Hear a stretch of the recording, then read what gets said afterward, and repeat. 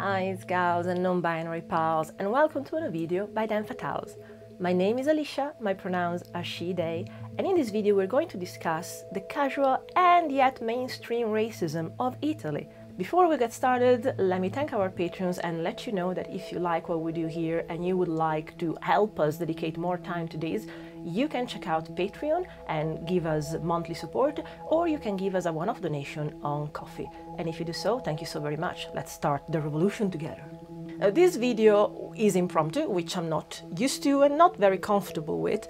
I was partially inspired by the fact that Kaylan Conrad, one of the most amazing video essays present currently on YouTube, has actually just made one about are all homophobes gay?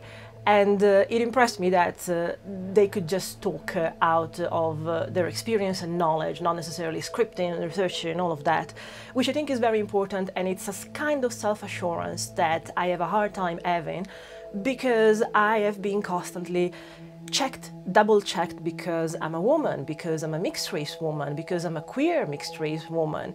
Nothing that I just say because I know seemed to ever be valid, so I overcompensated by bringing a lot of research to what I do. There's been an essay that has been in the works for the last 4 months now, which is on female intersexual aggression, so women competition, unlike the other girls. I've currently read 10 books about it and I don't feel comfortable still doing the video. Raven makes me notice all the time that I should, that nobody spends this much time on preparing a video essay, and unfortunately I still need to probably overcompensate. And seeing Kaylan just doing a video like that inspired me to, you know what, do the same, because I do have first experience and knowledge of racism in Italy. I am appalled by how much mainstream racism is allowed there, and people outside of Italy don't know because Italian culture is very insular. It's in Italian, not a language that is spoken by most people, because admittedly you don't need it unless you go to Italy. It's not like English or Spanish. And they get away with a lot of stuff that way, and I don't want them to. The entire reason we opened this channel, the first video essay that we made, is literally fatphobia and racism in Italy, because it's my experience of it and my research of it, and I'm still shocked and appalled to this day of the stuff that they got away with.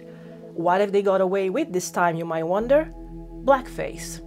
They do it regularly, constantly, and they claim that it's not something that people that are non-white could claim offense. But let's get into it properly. So what happened?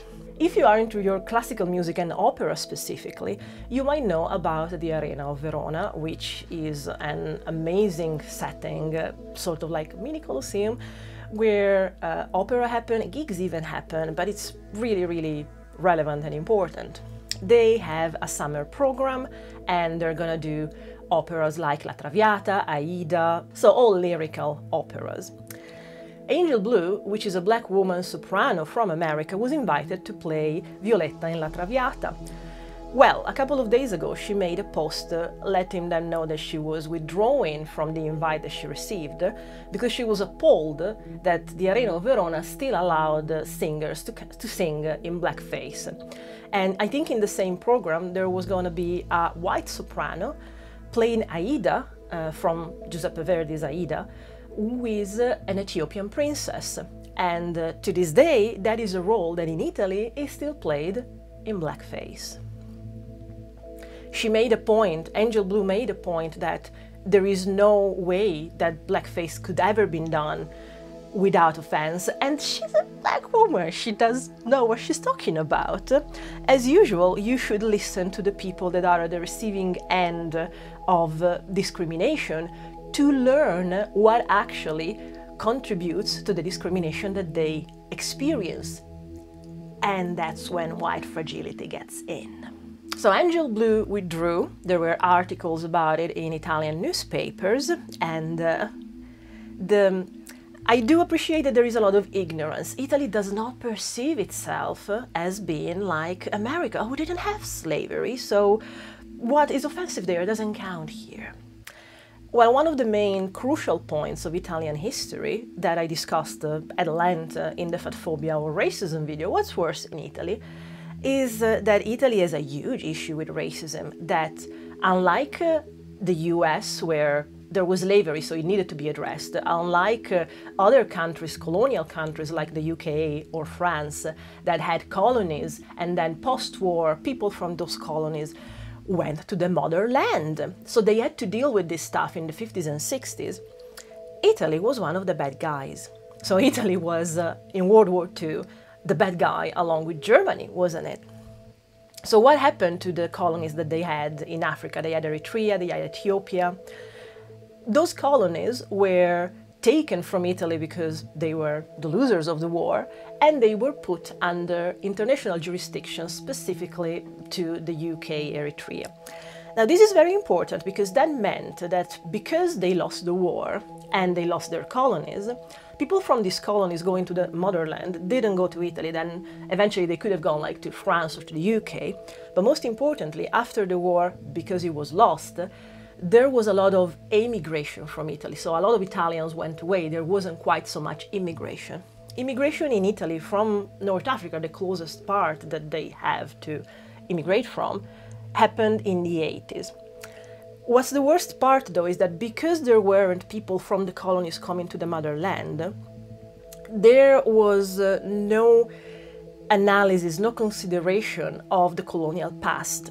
Italy never faced the issues that there were in their colonial past, and white propaganda, the racial laws. It's awful, and it's an entire chapter and more on the video essay that we made, so I invite you to watch that. But suffice to say, in Italy, we're still not taught in school about our colonial pasts. I went to school in Italy up to university. Doing contemporary history, it skimmed around the fact that Italy had colonies. So there is no confrontation of the fact that Italy, the last information that Italy has in their culture is that they were the white saviors to the savagery of Eritrea and Ethiopia. And that kind of propaganda is the last imagery that we have. There were postcards about the salvation of Eritrea, not even the invasion, but the salvation of Eritrea. They were depicted in this very white savior's way, and there is not another kind of imagery that has replaced it. Up until the early 90s, we had an advertisement on TV that did blackface. We had an advertisement up until the early 90s that was literally the picture of the Jim Crow, like full blackface, big red lips, just to advertise licorice. That's how normalized it is. The vision that Italy has of anyone that comes from Africa tendentially, or from the south of the world more appropriately, is that they call them extracomunitari. But extracomunitari literally means outside of the communal area of Europe. So anyone that is not European, that is not part of the European Union, is an extracomunitari.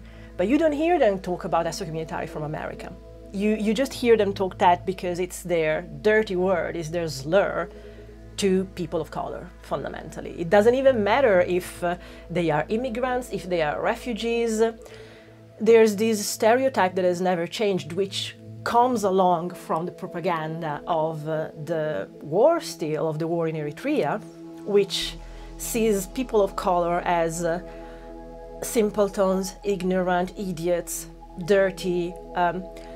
The stereotype of the person of color in Italy is also the vukumpra, which is the vision of people coming from Africa, that what they can do is just like selling things around the city, carrying everything around the city. I don't know if it's something that happens in other countries. I know that it's something that it was very relevant in Italy. I don't know, I haven't lived there, thank God, in 15 years, so maybe things have changed. But seeing the comments that got around because Angel Blue refused to go and play and sing at the Arena of Verona made me realize yet again, Italian mainstream still is that racist, still defend their racism, their white exceptionalism, their white fragility is immense. If you have ever read Why I'm No Longer Talking to White People About Race from Reni Eddo-Lodge, Italy is at the same level. It's probably at a lower level because, again, there is some awareness that had to be brought up facing colonial times in the UK. Nothing of the sort has ever happened in Italy.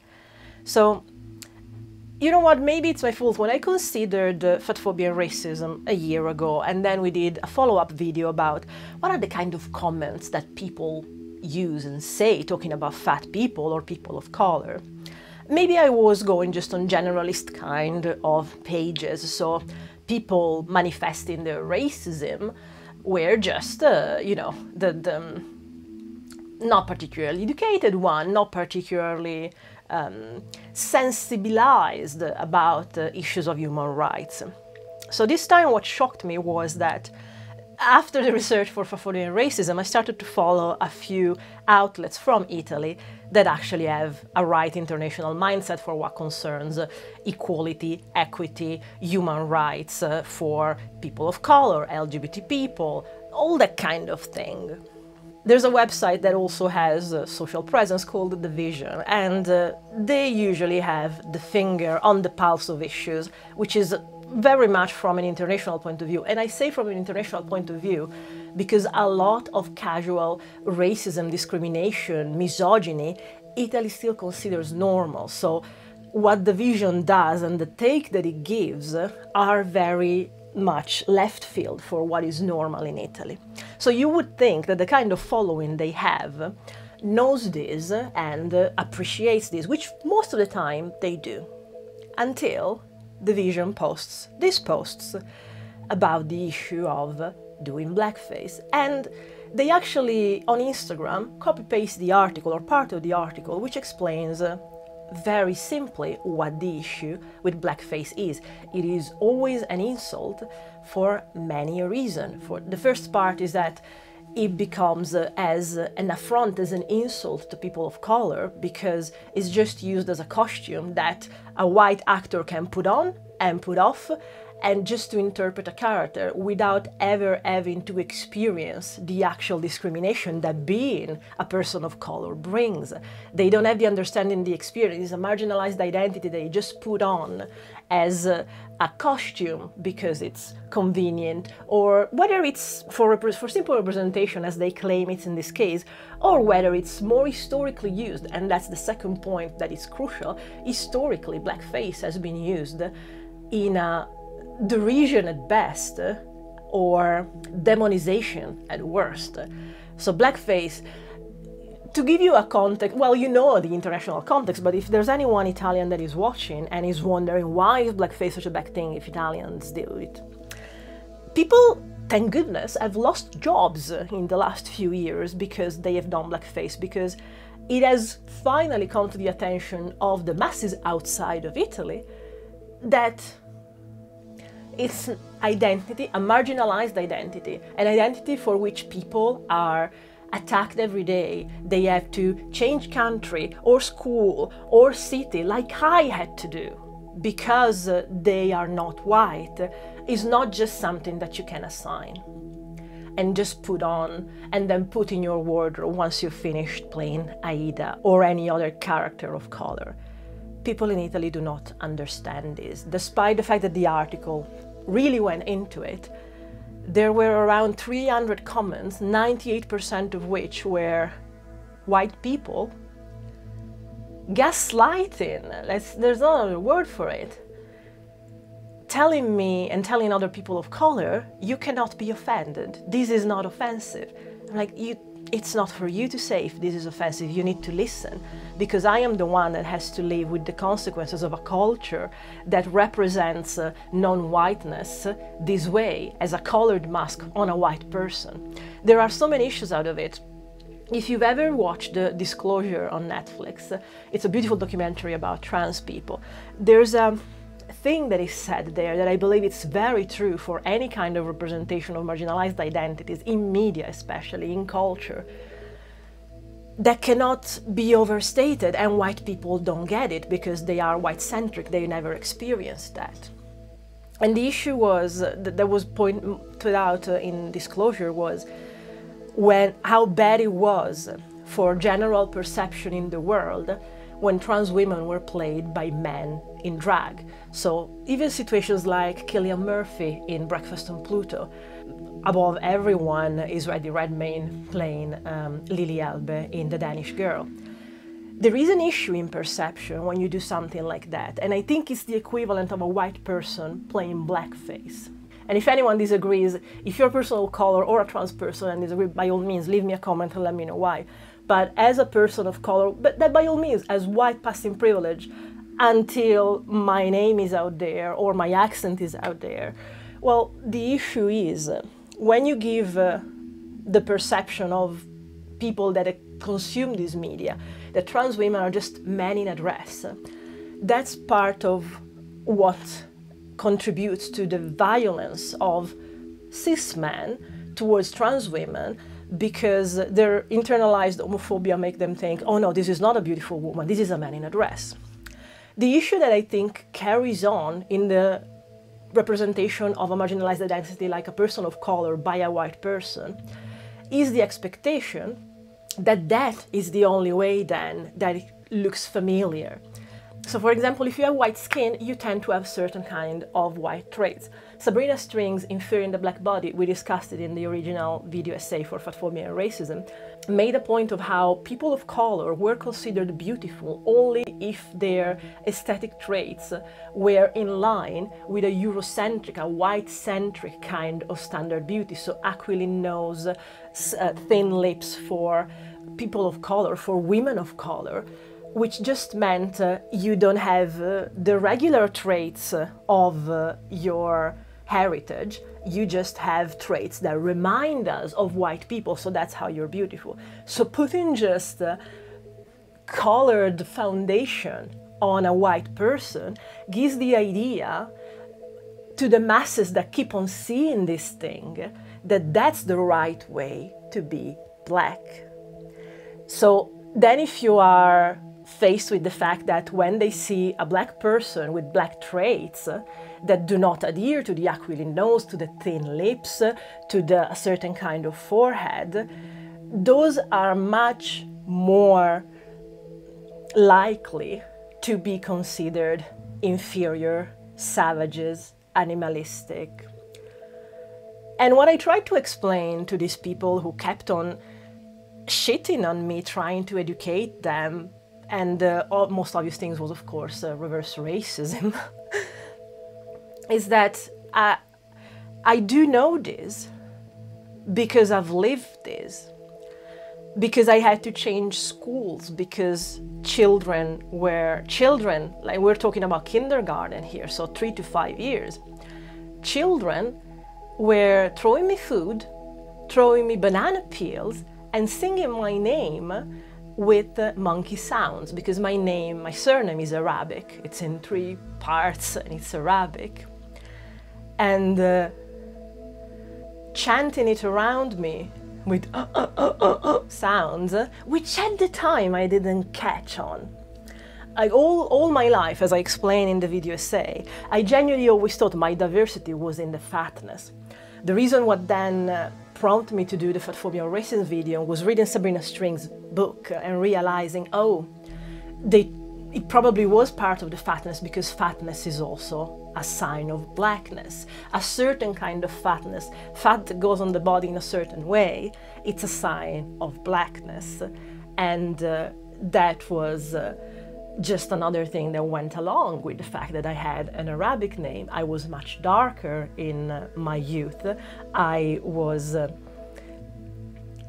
unquestionably North African, and because Italy started a race war with their own people for the people of the South.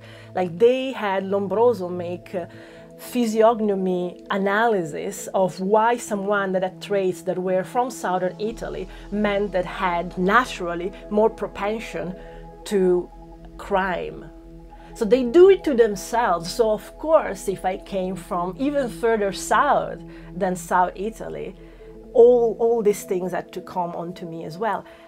And I got away with a lot because, well, not in Italy, because fatness also was talking for me and was taking away my humanity, but abroad, I get away with a lot more because I am white passing. I recognize that privilege until they learn my name or I open my mouth, and then no, it's easily explained that no, not only I'm not from here, but I'm not white. So, but I do appreciate that abroad I even get more privilege, so to speak. In Italy I didn't get that. So seeing the level of ignorance, which I think we should look into, I felt the need to explain that. And it wasn't, thank God, only me. Like, there were a couple of other people of color living in Italy to whom all my sympathy goes to. It's not... I wouldn't have got to adult age if I'd kept living in Italy. And we leave it at that. So the kind of comments that I got yesterday, just trying to explain why blackface is bad anywhere. And the claim of Italy that said, oh no, but we're not America, we didn't have slavery. We had blackface in TV that I know of up until 25 years ago. Probably it's gone on further. People talked about a program called Tale e Quale, where people sort of made themselves up to look like someone else. And they did blackface to represent, I think, a comedian or an artist of color. And this artist of color made a point. This is offensive. So Italy, at the same time, in the same breath, claims, oh, we're not America, we didn't have slavery, so blackface is not offensive here. But then when they do blackface and people of color tell them this is offensive, they just dismiss it. The white exceptionalism and white savior syndrome that they have, it's insane. And that the difference between Italy and other Western civilized countries is that Italy makes this mainstream. Mainstream is saying right now, blackface is fine. Mainstream is telling right now to people of color, shut up and cry in silence, because I am telling you, this doesn't offend you. If you're offended, it's your problem. This is not an offense. The gaslighting, making us believe you don't have a right to speak up, because I have decided this is not offensive. You cannot decide what is offensive if you do not have to deal with the consequences of the offensive act. And as I just explained, the way that we perceive culture through media, it's fundamentally important. It's how we get to know the world that we don't know firsthand. So if you put white people in dark makeup to represent black people, people that don't know black people firsthand and just see that have the perception that that's the right kind of black person. That's the right way for a black person to look, because it looks familiar to them. It's still a white person with white traits in dark makeup. And if then the person that they meet in the street is not like that, who's this thing? Who's this animal? Why are your lips so big? Why is your nose so big? Why is your skin so dark? That's so much more natural to them to go animalistic thinking, see, you're the missing link. And I know that firsthand. And I should have more privilege than one would think about being a person of color that passes for white. Not in Italy. In Italy, I never passed for white. In Italy, I had from kindergarten to university colleagues and to university professors make fun of my surname, implying that it was something to do with monkeys. So Italy doesn't listen to this, doesn't listen to the lived experience, has no intention of changing, and the mainstream is reinforcing itself, saying that this is right, that people of color should stay in their place, because I have decided, a white person has decided, that it's fine for me to do blackface. You don't like it, go away. You don't like it, you should have had not food, you should have had stones thrown at you. That's one of the comments that I got. You know what? Let's go watch the comments, shall we? Because as usual for stuff coming from Italy, you wouldn't know what they say if somebody doesn't translate to you, because why would you know Italian? So let me tell you what Italian people on the comments of a website that is already very progressive, very left field, has decided to say to people of color that made them notice no, blackface is offensive. So let's go on some of those comments, shall we? So Ivan said that this thing about blackface, I have a very hard time understanding. I try every time, but I can't. To which I replied, well, this is an occasion for you to understand what is white privilege, because you never experienced this. Somebody else, Marco, decided to tell me that if I think that white privilege is real, it's like me believing in astrology and that my horoscope tells me something about my future, so is denying white privilege. To which I replied with my own experience, saying, well, I had to run away from Italy because these cavemen there were throwing me food, chanting it with monkey sounds, and the story that you call astrology and horoscopes was my everyday life. At the very least, you make very clear that you are ignorant on this matter, so you are part of the problem. Finn came in perfect Italian style telling me, oh, they shouldn't have thrown you food, they should have thrown you stones. All the people in these comments are the kind of people that Marco and Ivan are. I challenge you to go and check these comments, to auto-translate and see what they say. But it's all like this. When I try to explain and reason with people, as it happened exactly like the comments that we experienced in the fatphobia and racism video, somebody, to all my argument explain what the issue with blackface is, just said, why don't you repeat it without crying now? The way that especially Italian men can regress to being 5-year-olds when actual arguments and issues are brought up that they don't care about, I'd like to believe that it's an Italian-only issue. Like, let me know if there is that level of immaturity to such a common and mainstream level anywhere else, because I've never experienced it to that level. At least a person doesn't want to appear stupid trying to make such a nonsense comment. I've just explained you an issue about racism, and your answer to that is, why don't you repeat it without crying? What does that mean? But the problem is, because it's mainstream, they are reinforced by each other to answer in this childish way. And again, 98% of these comments are white people completely denying the issue. The funniest thing to me was that some people tried to justify this, claiming, oh, then it's fatphobic if someone puts on a fat suit. Then it's ableist if somebody that doesn't live in a wheelchair uses a wheelchair for a character.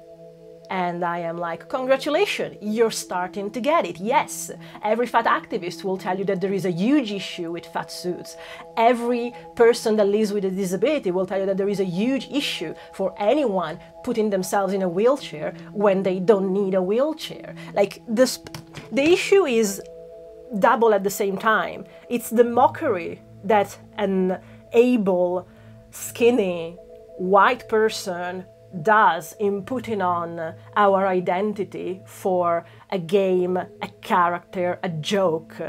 And at the same time, if there is a character that needs to be played that needs to be fat or black or with a disability, with a visible disability, you get an actor that has a visible disability, that is of color, that is fat, because we are already marginalized.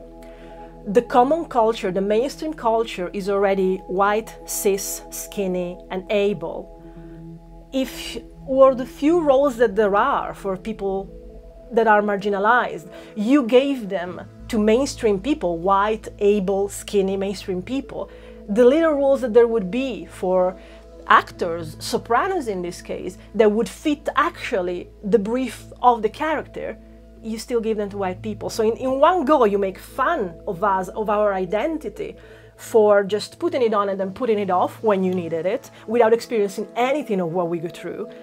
And you take away the very few possibilities that we have of being part and represent ourselves in culture, in mainstream culture, through art, media, opera in this case. But people don't care. They're so far removed from the issue that they don't understand. And I appreciate the ignorance if you've never experienced. But along with the ignorance, just as Reni explains, and this is a book that will get you really mad. It's actually been republished this week with 10,000 more words describing the impact of things in 2020, of the Black Lives Matter protests and the toppling of Colston statue in Bristol. So this is the second edition. The third edition is out this week, and I'm gonna get that as well. Nothing will explain you better than this book, the issue of trying to talk to white people, like I did in this case, and hear all their fragility coming out in defense of racist stuff because it's their normality. Because, as we said before, to the person that lives with privilege, equality feels like oppression because it's taking them down a notch and elevating us a notch, and they cannot stand that because their status quo is in their interest. They don't want it to change. The insults, the people that I had to block because, and that apparently kept still talking between each other, shitting on me after I blocked them. Because blocking is self-care in this case. I tried to educate you. I suggested that you read books that are relevant to this. You're still telling me this is not offensive. You're inventing things. It doesn't matter that you are a person of color. I'll still do it because it's fine and it's fair. And then you shit on me in multiple ways, like, let's put some of the comments here, shall we, that I received. There is not one element in all your discourse that makes sense, not one. If a privilege cannot interpret a non-privilege, then all the world of cinema falls apart. What sense would it make? So I'm privileged and I act in a non-privileged role. So what is the bother for a person that is non-privileged? You don't decide either what is racist. At the end of the day, we're both white. From my point of view, the representation of an opera that is set in Egypt has nothing racist. I always try to behave so that I'm not racist, or I don't do things that are usually by culture racist, and you do them even without noticing them, even if sometimes unwillingly I might not succeed in this. For this reason, I feel completely okay with myself. I don't need to be attacked by you. In any way, it's not by attacking people that you help. Actually, you're creating more hatred. So some tone policing, why not? So if a man of color is painting himself white, that's discrimination?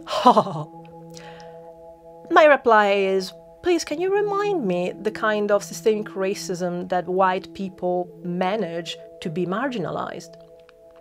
Ice Blonde decided to chip in.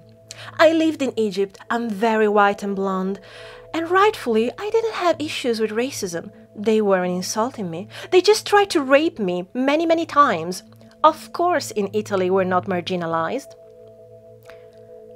My answer was, well, welcome to the world of intersectionality, where in Egypt, by default, women who don't run away might be subject to infibulation. So now that you understand the issues of the patriarchy, can't you imagine the issues of racism just because you haven't experimented them on your skin? Maybe a bit of solidarity? Ah, Aida is art. In art, you can transform yourself. Art is representation of freedom. Think of drag queens, men who dress like women, and many of them are heterosexual. They are not. I myself as a woman, I don't feel offended because they put on makeup and wigs in an exaggerated manner. It's a representation of art. Expecting in every possible way that art would be politically correct, it's practically impossible. Actually, it means to kill it. Oh my dear, it's easier to just stand on one side instead of accepting each other, right? I think that is what creates divisions. Us with fair skin in many places in the world are discriminated, but painting oneself up like actors to interpret a character, I don't understand what problems it should give. You're so ridiculous. Your politically correctness is trying to limit my liberty of expression. I don't think so. To both of them, I replied this. Well, until the dominant culture won't force you to leave your home because the beautiful white children learned from their family that throwing banana skins at you, it's okay if you're from North Africa, I don't think that your strawman argument and whataboutism manage anything else than make it clear to people of color where your interests lie. After that, because it's self-care, I blocked them both. They weren't interested in discussion. Apparently, this is what they said afterwards. Oh well, I was replying, but she blocked me. I think that the close-minded racist, it's not us. Oh right, she blocked me too. Oh, so much for inclusion that she was representing. At least confront yourself with us. I don't understand the aggressiveness of certain people. As you can gather, the main idea was reverse racism. Most people from Italy, white people from Italy, accuse me of reverse racism for trying to make a point here. I'm reading you the last one, and then, again, if you want, you can go read the others with a translator. This is something that was said to me. You know, you can be racist the other way around. If you want an example, there's you, saying that you do not belong to the white race, and therefore you know what it is and what isn't racism. Just because you're not white, this is racism. I cannot stress this enough. This is mainstream stuff. This is mainstream stuff of people. This is 98% of comments of people that are actually following a journalistic platform that is left field, that is progressive. This is how angry they get when somebody points out to them, this thing that you think is normal is racist. They cannot have anything of their status quo touched. They become so defensive that these comments are the quintessential representation of the white fragility that Reni talks about. And I think it was worth talking about this because, again, people from outside of Italy ignore that these things happen. You think about the stereotypes, you think about the good food, the amazing architecture. You don't know how profoundly racist it is, absolutely to the level of some states in the US, absolutely to the level of the worst levels that we have here in the UK, because it's not a side effect, it's not sanctioned in any way. This is the mainstream. The mainstream think that they can kick around people of color as they want, and at the same time, in the same breath, telling you, oh no, you're creating the division. I do understand why Reni doesn't feel like talking about race to white people anymore. Why do I do it? I don't know. Probably I will feel tired of doing it pretty soon because yesterday took a lot of energy out of me. It took enough energy to make me feel like I needed to do this video in something like 32 degrees that we have here today. So that's why I'm sweating on you fundamentally. I think the most important takeaway is that if you are a white person and you have any intention of being a decent ally, reading this would be your first step. And there are a lot of things I'm sure that you feel defensive about because, believe it or not, your setting in culture, in mainstream culture, is different from the one that I have lived, from the one that people visibly of color have lived through.